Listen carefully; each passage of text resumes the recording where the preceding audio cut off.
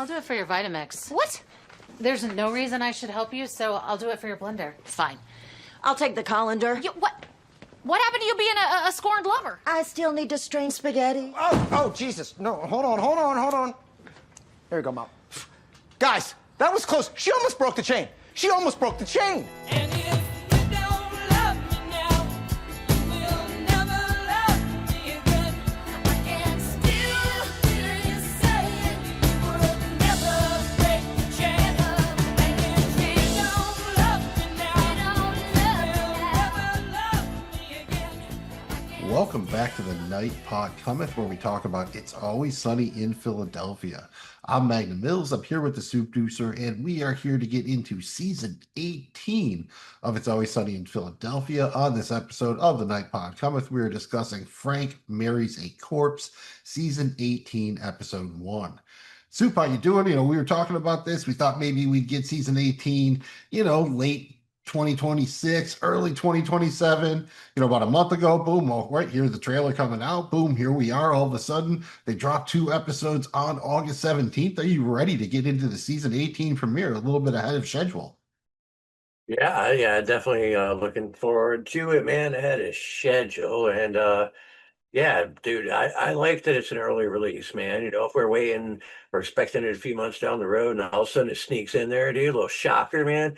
Just a shocker in a good way, because why not, dude? It's a nice slide in right before fall, right before football season, and I know it's going to bleed into the football season, but I don't think I don't think it's going to be a big interference when it comes to football, man. I know these episodes are coming out on Monday nights, right? Which is weird, because that is interfering with Monday Night Football. But the way people watch things now, man, you just stream it afterwards or whatever, or whatever at your at your convenience, unless you're somebody who actually feels the need to watch it live. And that's the case. Hopefully your team ain't playing that night, man. But either way, dude, I don't think, other than that, I don't think it's going to factor in too much. I mean, it's nice to have another thing besides football going on right now, and as we get into like the later fall, we get the fall shows and stuff, which I always look forward to, American Horror Stories and whatnot, but then you already have your football schedule established, and usually things kind of work around that. This show, however, did not work around. It decided to just jam it right in. And you know what? Fine. Get in where you fit in, right? Get in where you fit in. And I think it fit in here. It came right after House of the Dragon. That was nice. And think about it this way, Stoop. If you have the Hulu without ads, they're not doing the 3 a.m. thing anymore. It's available right at 9 p.m. Eastern Standard Time. No commercials. So you can watch it in 22 minutes. You can watch it halftime Monday Night Football. Yeah, there you go. You bang it out like, they don't really have a real halftime show or whatever. So unless you're really caught up and, you didn't see what happened over the weekend or something, go ahead, just watch Sunday at halftime, dude. And you can check it out again the next day if you want. That's a good play, dude. I like that, man. You got that going for you. So we're going to make Monday nights work for us. So we're not number 2. We're not asking who you work for, but we are the Night Pod Cometh. Thank you very much for checking out the show. We are presented by Regular Dudes Watch Stuff. You can find our podcast wherever you get your pods, the Spotify, the Apple Podcast, all the good ones. Our videos are on YouTube. We're on social media and the web at Dudes Watch Stuff. Very simple, very easy to remember, just like the flaps, FLAPS. Follow, like, and please subscribe. If you had fun, please hit the thumb. And please be aware, this is a full spoiler affair. There will be full spoilers for all aired episodes of It's Always Sunny in Philadelphia through season 18, episode 1, Frank Marries a Corpse. If you don't know, now you know. Let's do this thing. This is Frank Marries a Corpse, season 18, episode 1, the 179th overall episode of It's Always Sunny in Philadelphia. Originally released August 17th, 2026. Directed by the Beerman, Todd Beerman. This is the 19th episode of Sunny that he has directed. He also directed the 2nd episode of season 18. Written by Charlie Day, and you have to go to the Wayback Machine to find the last time he was the solo credited writer. It's his first solo written by credit since The Gang Gives Back, season 2, episode 6. That aired July 20th, 2006, so technically a gap of 20 years between solo written by credits from Charlie Day. So that is pretty impressive. Also have an impressive guest cast here. We have Mary Elizabeth Ellis as Waitress, Sandy Martin as Mrs. Mack, Andrew Friedman as Uncle Jack, Artemis Padani as Artemis, Mary Lynn Raskub as Gail the Snail, and Carol Kane as Sam. The short plot synopsis is the guys help Frank with his cold feet ahead of his wedding to Sam. Dee tries to scare Sam off the nuptials with testimonies from the waitress, Artemis, and Snail. Soup, how about a little testimony of your own here? Overall thoughts? Did this kind of live up to the expectations set by the previous season? By the trailer, did you like it as an episode? Did you like it as a season premiere? I do, man. They dove right in with the whole, I mean, you see the title is Frank Marries a Corpse, so you know something's fishy here. And if anybody saw the trailer to the season, then you probably know that that's pretty much what's going to happen.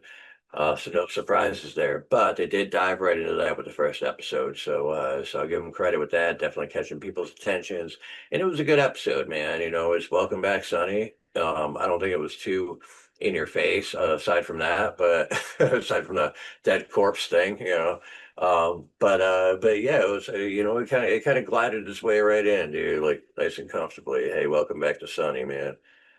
Again, getting in where it fit in. If there was anything really wrong here, was that maybe that my expectations were just dialed up a touch too high. It was a really great trailer. We knew kind of what was going to happen here, knew some of the guest casts, so like, oh man, they're bringing everybody in. They have a lot going on some level. There might have been maybe just a touch too much going on. The idea that they tied Sam's death in, or even the wedding initially, and then her death in with Charlie's mom dying, which again, it makes sense with Rosalind Marie Stewart, the actress in real life. So, they had to do something with it. It was kind of interesting the way they chose to do it to tie it in. I get that they wanted to, do more than just give it a half an episode or something like that and let it play out a little bit more, but it did make it feel like maybe just a little bit too crowded. I mean, honestly, the first two episodes, without spoiling the second one, really feels like this could have been a straight two-parter. They just didn't call it such, but it basically functions as a two-parter. And we said that about the last two episodes of the season last year, right? Because you had the setup for the Golden Bachelor where they did all the rehearsal dinners, and then we got the actual Golden Bachelor in the second one. So same kind of thing. It wasn't technically a two-parter, but I think it kind of spooled out that way. Soup, how do you feel about them killing off Carol Kane here? My guess is they just really weren't set up to add her to the main cast or whatever. So instead of maybe trying to always have to justify where she was or have to keep talking about it, they just did it this way. If that's how it had to be, do you like kind of going out this way where they just kind of kill her off like this? Yeah. I'll agree with that. Good way to go out. But why would they wouldn't keep her all? For whatever reason, dude. I think she would have been a good fit had she stuck around, as part of a cast member or every once in a while cast.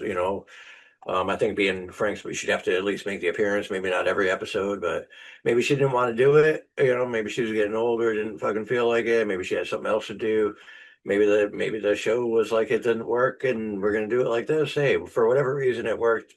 It was nice to have her while we did. Yeah, I think there was maybe a chance that she could be the exception to the rule. Sonny's a lot like Seinfeld like that, right? Like they bring people in and out, but the main core stays the same. Girlfriends, boyfriends would come and go, that sort of thing, but no one ever really stuck. And I mean, this isn't even the first season premiere where they've killed off Frank's fiance. In the season 7 premiere, Frank's Pretty Woman, when he proposes to Roxy, she dies of a heart attack, both from the shock and because she was smoking crack all day. So literally, that's how long they've been going here. It isn't even the first time. It's not even the first season premiere where Frank has been involved in a kind of a wedding proposal situation with somebody dying. So, I certainly did enjoy it. It felt like a fair continuation of season 17. They were picking up, almost right after the fact with the Golden Bachelor thing. Obviously, they did a little bit of a time skip here to prepare for the wedding and also so they could deal with Charlie's mom passing off screen. We wondered a little bit how they would do it. I think this was a respectful way. We didn't really need to be with Charlie hearing about it as it happened or anything like that. So it sounds like we both enjoyed it. And overall, it seems like people enjoyed it. Sunny's scoring pretty high right now over on Hulu. I think it was number 4 in the US. It was number 3 in the US on Apple TV's store over there, the TV store. Number 1 in Canada. I think number 5 on Amazon's top shows in the US. So good looking out here. We have not officially been picked up for 19, but I would imagine if they are down to do it, all systems are go right now, Carol Kane or not. Let's get into it here. It's 9:40 a.m. on a Saturday. The guys are at Dennis and Mac's apartment getting ready for Frank's wedding. And Frank says while he loves Sam, I mean, they just banged in a pond last night, he's getting cold feet. Charlie wants to use the wedding as a way to celebrate the passing of his mom, which has left Mrs. Mac living at the apartment. Things start to escalate, so Dennis takes control of the situation. And for the love of God, I mean, the last thing we need is for this wedding to come off as some kind of funeral. And Soup, this is, one thing we love about the show. Always you get the little cold open here, and then they cut to the title card, which usually always undercuts whatever just happened the moment before. And so Dennis is like, for the love of God, last thing we need for this wedding is to come off of some kind of funeral. And so they cut the difference kind of nicely here, I think, with the cut to title card here. Frank marries the corpse. Again, I don't think an all-time classic, but pretty well done, right? Yeah, for sure, man. And how about bow tie, Soup? I tried to think about this. I don't think I've ever worn an actual I have to tie it bow tie. I've worn the bow tie you get with tuxedos when you stand up in a wedding or something. Yeah. Oh, yeah, right. Yeah, I mean, it's not quite clip on at the front, yeah. but yeah, I mean, for all intents and purposes, it is a clip on. Have you ever actually worn a real bow tie? Yes, I have. Did you tie it yourself? No, I did, and I never did tie one. Yeah, I don't even know how to tie a regular tie anymore. I used to back in the day, but if somebody threw me after what I'm in right now was like tie this thing and put it on, I probably wouldn't be able to do it right away. I might not even be able to do it at all, or it'd be a real fucked up knot, But I guess I was doing it still. Yeah, I can tie half Windsor in my sleep because when I used to go to a work where I had to do that, I literally tie my tie in the car without looking. One-handed at a certain point, you get kind of used. Well, yeah, do a little bit, the little over or whatever, but it really wasn't that hard.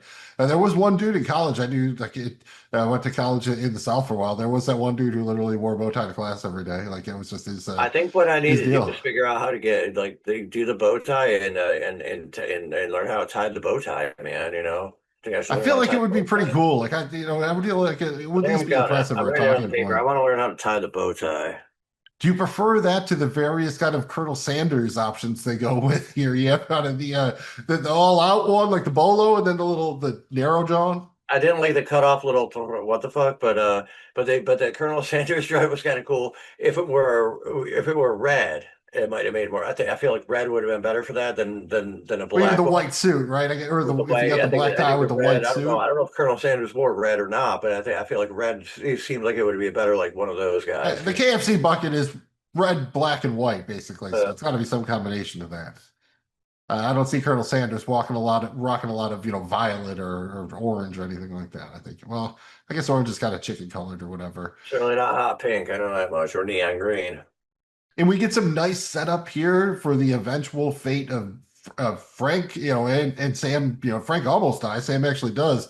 Did you see this coming when they set up the pond thing? Irony is like the cold feet, right? Frank's had it the whole time, and it's his body temperature dropping. Like I like when the show does stuff like this. They put it right there for us to see, and I didn't really quite get it even until the end, till they said it. Like, oh yeah, the pond killed him. Pond sex, dude, Yeah. extremely dangerous. Frogs croaking and everything else, man, in there, dude. I mean, the weird bacteria and whatnot. Standing water is not good. It's kind of like nasty. Standing water is definitely a thing, man. You don't really want to be. Oh, near enough to a Starbucks where he can make eye contact with the dude working there. There's some kind of runoff, nasty shit coming from the Starbucks, too, Eye probably. contact, man. Yeah. Hey, good lighting, I guess, though. I mean, it must be the pond scum, just the moonlight reflecting off it. Yeah, no binoculars or nothing, dude. Just straight eye contact, natural. Yeah, I mean, Frank's glasses are probably like binoculars at this point. They're probably like old school kind of Coke bottle joints, but and that's fun. We get some kind of really fun callbacks here. We're dudes of that age. If you pay attention, we're in Dennis and Mac's apartment. You see some of their board games. They got Rock'em Sock'em Robots. They got Life. They got Hangman. Pretty classic stuff there. And I loved when they were doing the Colonel Sanders bit. I felt like somewhere in there, I'm like, man, we got Spaceballs 2 coming out. There's got to be like a Colonel Sanders, like Colonel Sanders from Spaceball and a chicken joke, like a Marty McFly joint somewhere in there. I couldn't actually figure it out. I love that Mac's mom, dude, 10 steps a day. She's already gotten her 10 steps in for the day.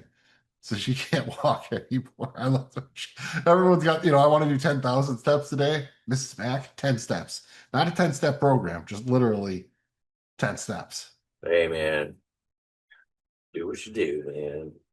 Soup, if there was a band named Fried Chicken Bow Ties, what genre of music would they play? A chicken bow tie, man. It would have to be like a funk pop, no, like a funk punk, like funk punk, I think. There's got to be a banjo involved, I feel. There's a banjo Punk with a involved. banjo. Yeah. Got to be a banjo So involved. backwoods funk punk. Yeah, like West Virginia, like West Virginia, like in the Or holler, some no, deep country Louisiana, punk.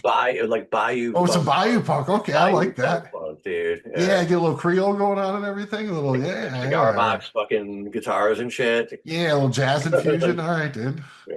There for the jazz infusion. And a jug, like the wash the jug band, like a wash, like Okay, whoa! Cut it, fellas! Man, I am blowing this jug. We're losing the light! We're not losing me blowing this jug. the wash up bass, dude. Jug band shit, and that thing where you put the spoons and shit, like that thing, yeah. All that shit. That's the kind of band we're talking about, man. Punk funk with that kind of stuff. I can Body play punk, triangle in that band, dude. Just yeah, triangle. I got that. That's all I play, dude. whatever. I Yeah, play triangle, dude. That's it. I got all three sides covered. And we get some other fun callbacks here. This is one of my favorites. We get Dennis's onion. This has not come up, I am pretty sure, since the first time it came up in The Gang Goes to Hell. That was the season 11 two-part finale, where it is revealed that Dennis carries an onion around to make himself cry at times. It's kind of like how I carry a little piece of onion around with me to elicit tears, you know, in case someone needs me to feel something about what they said or are doing, you know what I mean? But it's kind of the inside, baseball with the gang, of course, they know that he does this all the time, so it's just kind of accepted. And you would notice the smell, right? You think Dennis, too, a dude who is so conscious of the smells, would realize if you work in a kitchen, if you're going to just carry an onion, like just an onion in your pocket, right? Not even enclosed, and anything, people can smell that, right? Yeah, I would think so, man. Like I might be nose blind too, but if I'm not in the kitchen, I'm cruising around somewhere else, and somebody's got an onion in their pocket, I'll probably be like, "Yeah, is that onion in your pocket?" I mean, Charlie says it. That's one of those weird. It's like if another dude was like, "Yeah, well, I saw your onion, dude." You wouldn't think that he was probably Your actually fucking talking about an onion. right? That'd be more of a euphemism, probably. But in this case, no, it is a. Over at Dee's apartment, Dee has recruited the bridesmaids, Artemis, waitress, and Gail the Snail to help her sabotage the wedding for a price. The guys at a stag when Dennis refers to Mac as gay in front of his mom, who he hasn't come out to yet. Things get even worse when Mrs. Mac discovers that her cigarettes were misplaced during the move, and Frank continues to grow colder. Soup, this is one of my favorite bits always. We saw it, I think, last time with the gang goes bowling. Whenever Dee has to interact with this particular group, I think it's the same group of girls that were in the bowling episode. I love that they're immediately like, all right, we need to get paid here. And they just start taking shit from her kitchen. By Yeah, the end man. of the episode, she has literally nothing left in her kitchen. I don't Oh, know the why, fucking but I love colander, that. down to the colander and shit, man. Like, the I colander. love that line because it seems like Artemis is just in it for the love of the game, right? Because she's pissed off because Frank's her side piece, right? And so she doesn't like that. And Dee kind of calls her out. And she's like, well, I have spaghetti to strain too. It's a very important question. Is that the thing you strain your pasta in, is that a colander or is it a strainer? I just don't really love the word colander as much as I do strainer, so I call it a strainer most of the time. I don't really go for colander, but yeah, It describes the action of it. I think that's fair. fucking strainer, the big round strainer with the holes in it. The fucking thing for the pasta. Whatever. I mean, nice little kind of setup with the rubber chicken stuff here. I love Dee's line about not poaching her entire kitchen. That just reminded me of season 2. Sid was kind of doing something similar on the bear and got kind of called out for it. You do not want to get caught poaching. Well, that kind of poaching is more like trying to steal employees from other players. That's what they call poaching. Stealing the people, stealing the stuff. Dee didn't have anybody working, so if you can't steal the workers, you just have to steal the stuff, I guess. What's crazy is nobody went for any kind of like wet. Nobody went for a kitchen knife. Got a kitchen knife in there. Somebody wanted. Dee probably has no. Dee's probably I not don't with even a think couple I've seen a sporks. rolling pin, dude. I mean, good one, yeah, good rolling pin is definitely worth it. And then we get kind of the first reference to the dance that Mac did when he came out to his dad. That was the season 13 finale. Mac finds his pride. So if you haven't seen that one, that was kind of the zombie season there. And that's kind of the reference that they're going with here. Not really the best stag party, right? Or bachelorette party here. Gail the Snail kind of calls it out, but she's right. I mean, even Frank, like at one point he gets a stripper over, but literally just to try to keep him warm. So I would say, we talked about it on the season preview. Like, oh man, we'd love to see Frank's bachelor party. So that was a little disappointing to me.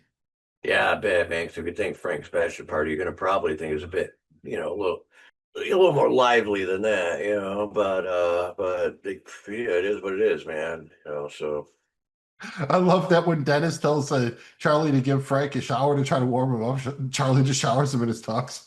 The tux he's supposed to get married in. These ducks off these, right?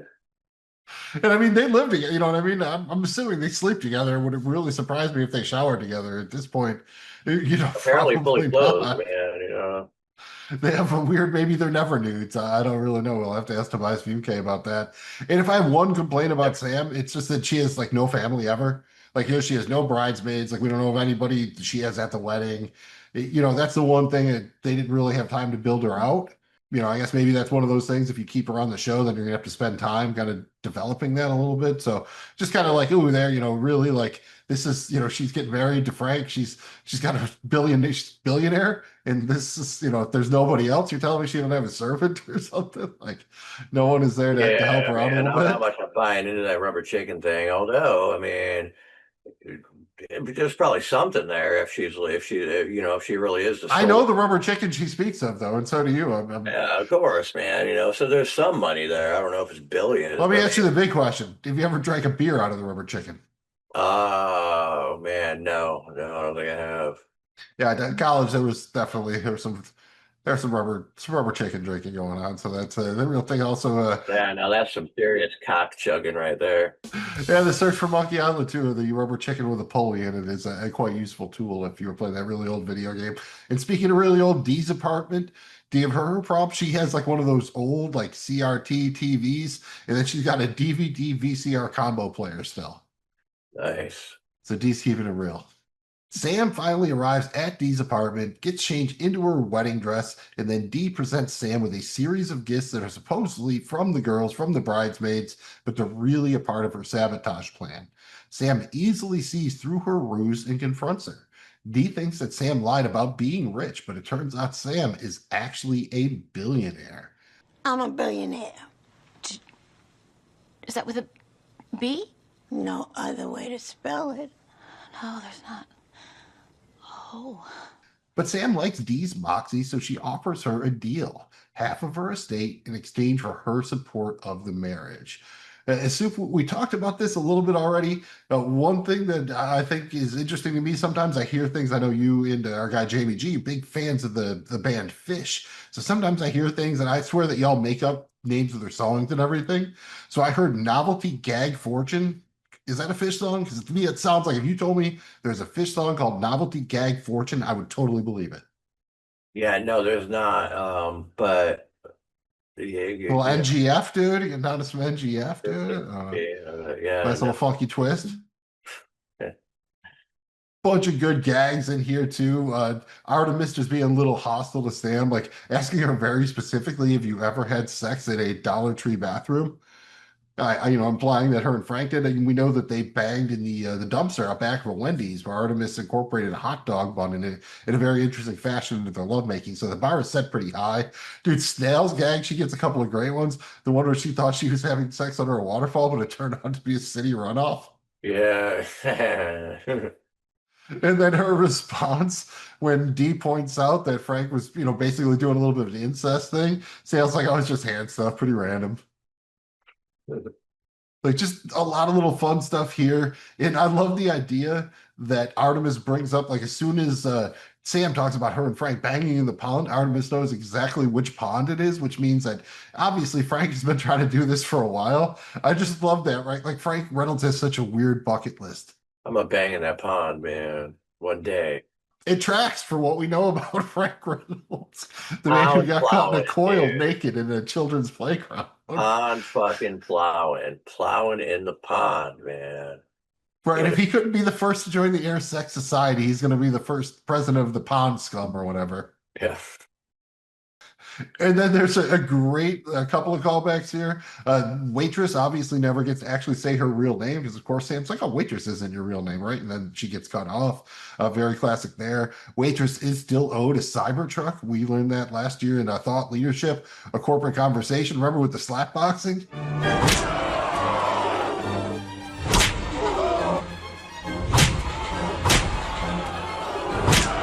The allure of the Cybertruck and a lifetime of petty miseries suffered by this woman rendered her unstoppable. Yeah, okay. And Yeah. she actually won like the big the slap boxing joint that they had going on in Patty's. And then a super deep callback. Actually, it's not that deep. It's from 16 from The Gang Goes Bowling. If you remember, it was Gail the Snail talking about her vag itching. And so she actually is like, yo, can I get that vag itching cream? I'm like, can I get that? So again, that's a very deep callback. You're not going to find that one in the IMDb trivia section. Mac and Dennis go to Bonnie's old house to find Mrs. Mac smokes. There, Uncle Jack introduces them to his ventriloquist puppet, Stanley. He claims to use Stanley for legal mediation, but Mac and Dennis aren't buying it. Via Stanley, Mac and Uncle Jack argue about Mrs. Mac moving back in. Uncle Jack gets a call and departs, leaving Stanley with Mac and Dennis. That Soup, we saw this in the trailer here. We were wondering what was up with this. I actually thought it was really funny. I didn't think this is where they were going to go with it. I think Mac having it was even funnier than Uncle Jack having it. Did you enjoy this? I know it wasn't East Coast versus West Coast ventriloquists, but did you enjoy this? Yeah, anytime you can incorporate a puppet, I'm usually interested a little bit, man, but I yeah, and it almost gave off a little bit of a conky vibe, and anybody who's seen Trailer Park Boys knows about the conky vibe with but either way, yeah, the ventriloquist thing was pretty cool. But I like to see. I mean, hopefully we see more of that. Maybe he sticks around. Maybe he'll stick around, man. The Conky vibe, that also sounds like a Fish song. If you didn't tell me differently, I would totally believe it. A couple of other smaller callbacks here. You get Dennis just wanting to move past it. That's a big thing. Let's just move past it, move past it. That's what the gang always wants to do. And Uncle Jack's ringtone is the ice cream truck song. And we know that he owns an ice cream truck, but it doesn't actually have any ice cream. So pretty creepy all around. I guess par for the course for Uncle Jack. For me, I think this was more of a higher end Uncle Jack appearance. I like when he's he can be creepy, but not when he's like. I remember during the Frank versus Russia episode where he's like asking Charlie for pictures of the kids and everything. It's just a little bit too much for me. But here, I think it's like perfectly balanced, just creepy enough. Did you like Uncle Jack here?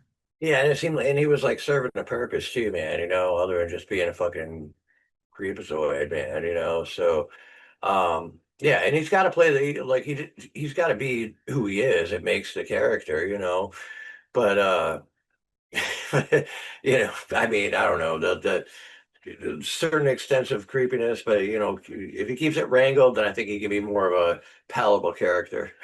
Yeah, I like more when he was all obsessing about the size of his hands and stuff like that. Kind of more of those kind of weird quirks, especially. Not really, Dylan Kids is bad in any day and age, but maybe it doesn't play quite the same way it did when they first started doing here. So I guess we will just move past it.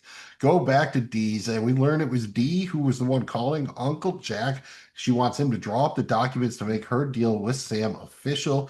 They get everything but the signature and the thumbprint done before Sam asks to lie down. She's dead tired and her neck is killing her. Mac, Dennis, and Mrs. Mac return home to find that Frank's condition has not improved despite him calling in reinforcements. Charlie is trying to rehearse a new song, and Mac continues to worry about his mom. Again, we talked about Uncle Jack here. The thumbprint gag is pretty great, right? When he's like, oh yeah, it's just going to wipe right off. And he puts it on the thing and he sticks it in his mouth and basically jogging that goes to completion. I think he thumbed himself to completion right there. But just the fact that you see the thumbprint on him, and then later scenes you see him all over the rest of the girls there when they have to draw up all of their contracts when it goes a little bit further. So I thought, again, pretty high end Uncle Jack stuff there. Just the idea that Dee has to re-bribe the girls. And they're like, now they need more because they've already taken her entire kitchen. I love that Dee literally doesn't really have anything else to offer them. And Gail is nailed another great one when Uncle Jack is thumbing himself. She wants the strippers, right? So she's getting in Uncle Jack. She's like, get it, big boy.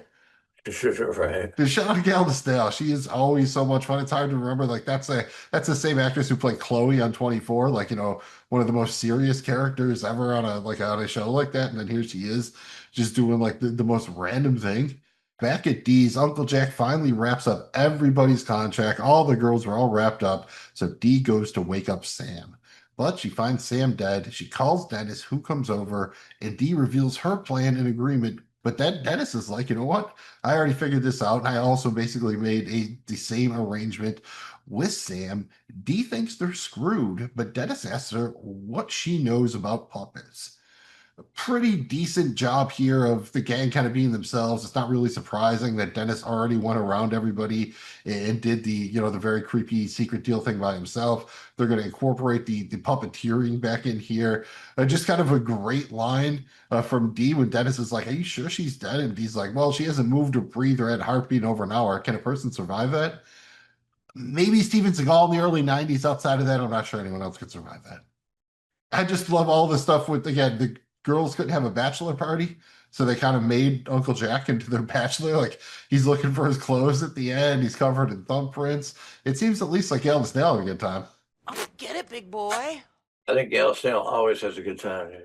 Yeah, she definitely did at the bowling alley. The last time we saw her, I think she had a three-way with Frank and Artemis and something else going on, a guy in the parking lot. So, Gail Estelle, you can't say that she's not fun at this point, even if you have to salt her once in a while. And I love that during all this, like, Dennis tries to go for, when he finds out Sam's dead, he like looks around for his onion, he can't find it, and he's like, "Oh, you don't need to worry about the onion around me." And finally, at Patty's, the wedding begins and Frank walks down the aisle, Frankenstein style, with the assistance of Dennis. Dee then puppeteers Sam's corpse down the aisle and holds her steady as the ceremony begins, with Mac as the officiant. Using Stanley, Mac comes out to his mom, who clearly already knew what was up. Mac proceeds to marry Sam and Frank, but it all falls apart literally when Frank tries to kiss the bride. Sam's head falls off, and it's all caught on camera as the wedding was being filmed for The Golden Bachelor. Turns out that Sam and Frank caught a flesh-eating bacteria when they had sex in the pond, and the bacteria chewed through Sam's neck. In the hospital, Frank admits to the gang that Artemis was right to avoid banging in stagnant water. Soup, I have to say, episodes where the gang ends the episode in the hospital room, high level of success. And again, it's been on long enough. I think there's at least like 10 of them. That's about right, man. And something that led up to that is something entertaining. So yeah, always a win for them, even though, nobody wants to be in a hospital room. But it's the end of a Sunny episode. Probably was a good episode. Right. It usually means someone else is going to ultimately pay the consequences. And I love the way that they handled the Mrs. Mac thing. I didn't love kind of rehashing the whole Mac, not necessarily being in the closet, like struggling with being out thing. I love that at the end, Mrs. Mac's like, "Yeah, no shit." I thought that was perfect. Were you upset at all that she really didn't have any reaction? Or do you think, of course, she knew? Yeah, probably. Yeah, pretty much both. Little column A, little column B. And you get the nice twist here. When they're walking in, Charlie plays Here Comes the Bride for Frank. And then, so he's got to go on to the next song when it's Sam coming down the aisle with Dee, and then he plays his She's Dead song. So is that irony? I think that's irony. And isn't it ironic? Don't you think? Nice job just keeping Frank subtly deteriorating. Like by the end, when he asks for the kiss, he looks like he's on the brink of death too. So, and he just must have more booze in him. It must have just helped him have a little bit more immunity there, a little bit more disinfected. I mean, they say that's the thing, man. I don't know how much I believe in it, but maybe. In the world of Sunny, it works. I mean, they have to make sure they get their little fix every day, or they might start going through the withdrawals again, like in The Gang Gets Quarantined. No callback to that one, but I would say anytime Charlie plays the keyboard, also sign you're in for a pretty good episode. And Frank being called Frankenstein. I don't know if that was a direct callback to being Frank from season 11, but after he snorted some random drugs in the Artemis's bathroom, he went full Frankenstein, which honestly was a good time. I'm there for it. Some say never go full Frankenstein, but Frank Reynolds is not everybody. Hey, man, they said the same thing about Frank the Tank, man. He's Frank's over here, Frankie and Beans. Frank Reynolds is a lone wolf. That's why they named Wolf Cola after him. Yeah. Before we get into the award tour, I've got a couple of alternate episode titles, a little gag we like to do. I think Frank Marries a Corpse is pretty solid, but I have a couple of alts here, Sue. Let me know if you like any of these. First, we have Frank Bangs in a Pond. I feel that one's pretty straightforward. Then we have The Gang Breaks the Chain. That's probably being a little bit more clever. You can argue the chains of marriage, the chains of death, the chains of decency, whatever. They do a little chain break and they're doing a Fleetwood Mac thing. And then finally, maybe the best overall one I have, Frank Gets Cold Feet. You like any of those? Frank bangs in a pond, the gang breaks the chain, Frank gets cold feet. My guess would be if you like one, it would be Frank bangs in a pond. Yeah, yeah, you're right, but I kind of like them all, dude. I don't know if I can. They all seem very fucking spot on and fitting, man. I think any one of them could be the episode title here. Yeah, Frank marries a corpse, good, but it wasn't like, the gang beats box or something like that, or Charlie McDennis, where it's like, obviously, this is the title. There's basically nothing else it could be. So a little bit of wiggle room in this one. Let's move on to the award tour. We honor our favorite stuff from Frank Marries a Corpse. We are going to start out with our favorite quote from the episode. Soup, we had a few good options in this one. What was your favorite quote here? Yeah, I think I'm gonna go ahead and stick with. I think I'm gonna go ahead and stick with Frank talking about how he banged in the pond last night. Banged in the pond, dude. Frogs croaking. Last night we did it in a pond. Frogs croaking, mud in our toes. And there was a Starbucks in the distance, and I made eye contact with the clerk. He knew what was up. Nice. All right. I mean, that's kind of how you have to do it sometimes when you're making eye contact with the Starbucks guy when you are banging in a pond. I wonder if they're on what are those things called? The fucking lilies, the lily A pad. lily pad. Playing Frogger and shit. Playing Frogger, dude. Ooh, actually playing Frogger. Like playing Frogger. Pretty sick. Taking George Costanza to the next level. I'm just going to go with the little exchange between Dennis and Dee when Dee calls Dennis over after she finds that Sam is dead. Are you sure she's dead? Well, she hasn't moved, breathed, or had a heartbeat in over an hour. Can a person survive that? Usually it's Dennis that gets to give those smart ass lines to Dee, so it's kind of nice here. Dee's been going through it a little bit in this episode where she finally gets to call Dennis out on it. And again, this feels like it would be more of Dennis's territory anyway, so I can see why she would be maybe a little bit annoyed here. And next up, we have our favorite scene or moment from Frank Marries a Corpse. Soup could go a couple of ways here. Since I thought about going with something with Dennis's onion here. That is very good, but you know what? Give me our guy Stanley, the puppet here. That exchange where you have Uncle Jack first talking through him, and then he gives it to Mac, and then Mac starts talking through him, and then he threatens to dance and everything. That whole bit literally made me crack up, made me laugh out loud. So that's what I'm going with. I'm going with a little puppet action. Soup, what do you got here for your favorite moment or scene? It's hard not to go with Frank giving the wedding kiss and the head falling off, man. Everybody knew that the chick was a corpse, but I didn't see the head falling off, so that kind of was that extra little cherry on top there, fell off the top there, so that worked. Yeah, that was not what I had on my bingo card, but again, they did a little bit of work to set it up here, complaining with their neck hurt and everything like that. So that's solid Heads are enough. falling off. It was that kind of episode. I guess, the heads, something about heads rolling, I guess, could have been an alternate episode title. Not quite there on the fly, but perhaps something like that would have worked. And next up on the award tour, we have to figure out who our episode MVP is going to be. We do that by determining our 5-star people. We ranked our favorite 5 characters in the episode from 1 to 5, with our 5-star person being the best, our episode MVP. This is episode 1, so we are starting out fresh. We'll each give our 1 through 3 stars, then we'll circle back around for our 4 and 5. I will go first, Soup, at 1. I'm going to cheat a little bit here. I'm just going to go with the bridesmaids, with Artemis, Snail, and Waitress. I thought they were all great. I thought they all got some fun lines. So cheating a little bit here, but they pretty much were in every scene that one of them was in. All 3 of them were in. So I feel like you can use them as a unit here. At 2, I am going to go with Dennis.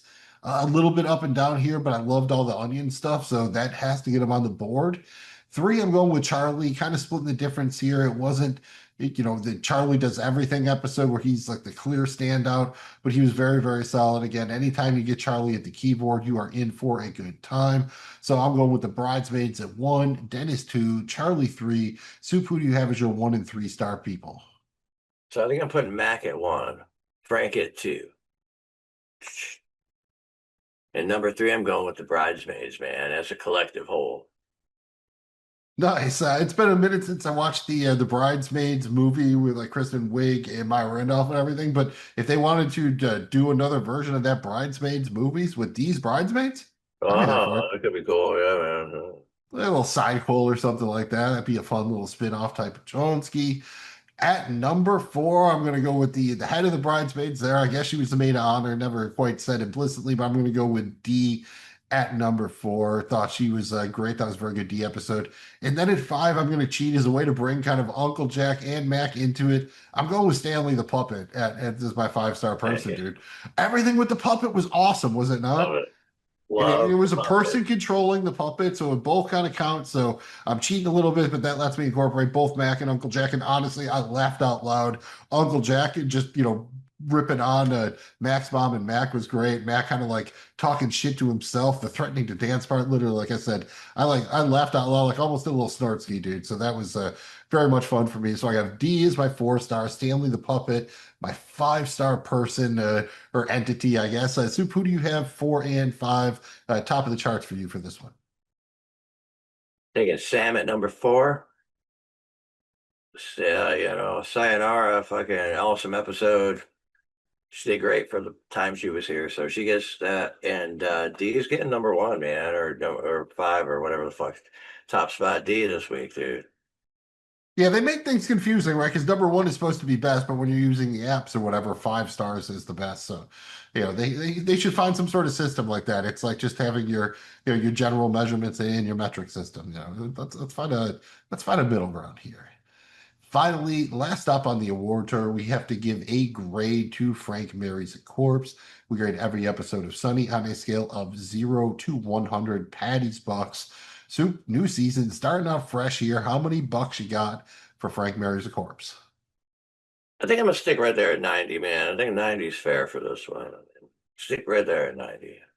Nice. If we kind of adjust for our usual whatnot, you're a tad higher than me. I am at 87 here. So I think that makes a lot of sense. Again, I don't think they've ever made a bad episode of Sunny, but I think they've definitely done a good job of keeping up the momentum they've built over the last season or 2.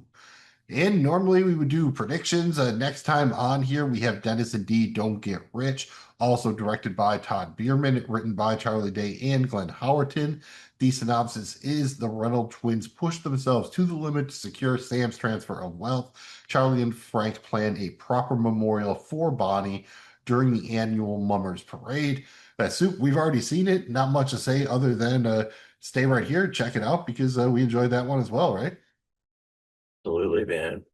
Thanks again for checking out the Night Pod Cometh. We are presented by Regular Dudes Watch Stuff. Find us wherever you get your podcasts, on YouTube, on social media, and the web at Dudes Watch Stuff. Very simple and easy to remember, just like the flaps, FLAPS. Follow, like, and please subscribe if you had the fun. Please touch the thumb. I'm Magnum Mills with the Soupdeucer on behalf of us two and Jamie G. Thanks for checking out the show and being a fighter for the Night Pod Cometh. Oh, champion of the sun.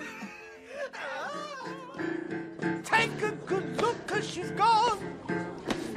Ain't no one there, there's no flesh and no bone. She's dead and she's gone. Goodbye, Mom.